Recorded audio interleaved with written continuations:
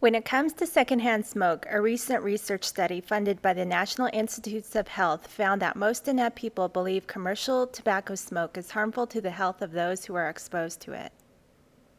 What is secondhand smoke exactly?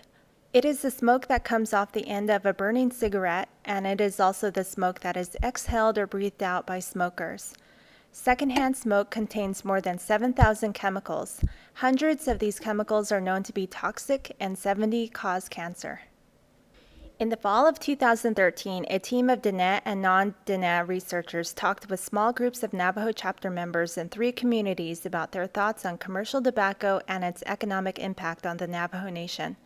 Interestingly, their thoughts on secondhand smoke emerged as well. Most people believe that secondhand smoke impacts people's health in negative ways, especially when exposure is frequent and happens over a long period of time. A few people felt that health effects become more noticeable months down the road. One person recalled reading an article in Time magazine in which he learned that secondhand smoke is more dangerous than firsthand smoke, or smoking commercial tobacco yourself. Many people mention that consistent exposure to secondhand smoke can create new health ailments or aggravate and worsen existing ones. Respiratory diseases and cancer were chronic diseases people most often associated with secondhand smoke. After some thought, one participant recalled her father smoking all the time around her family when she was young, and she now believed that this consistent exposure in her childhood substantially contributed to the current health problems she now experiences.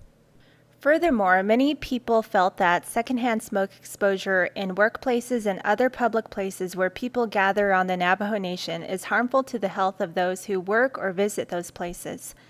Diné people are especially protective of the well-being of children and elders in these spaces, and felt that smoke-free policies and signs inside the buildings would be beneficial for safeguarding the health of everyone. People described smoke-free policies as being a fair compromise between protecting the health of non-smokers and people with sensitive health conditions, while also protecting people's freedom to choose whether they want to smoke or not. As a proactive start, an executive order was signed by the Navajo Nation president in August of 2014. This policy establishes smoke-free environments in all Navajo governmental facilities operated under the executive branch. This means that the use of commercial tobacco products such as cigarettes and cigars are not allowed inside these buildings or within 25 feet from any entryways, windows, or ventilation systems. However, it is important to note that ceremonial use of traditional tobacco is excluded. In closing, many participants in the research study highlighted the importance of having respect for others and what that means in Diné society. One person stated, "We work with kids. We want to be positive and not display habits that are not good and that endanger them or their health later on. It's just an unwritten rule. We just don't do that." It was apparent from these discussions that Diné people still look strongly to their cultural values to help guide them in making decisions and laws that protect the health of all Diné citizens.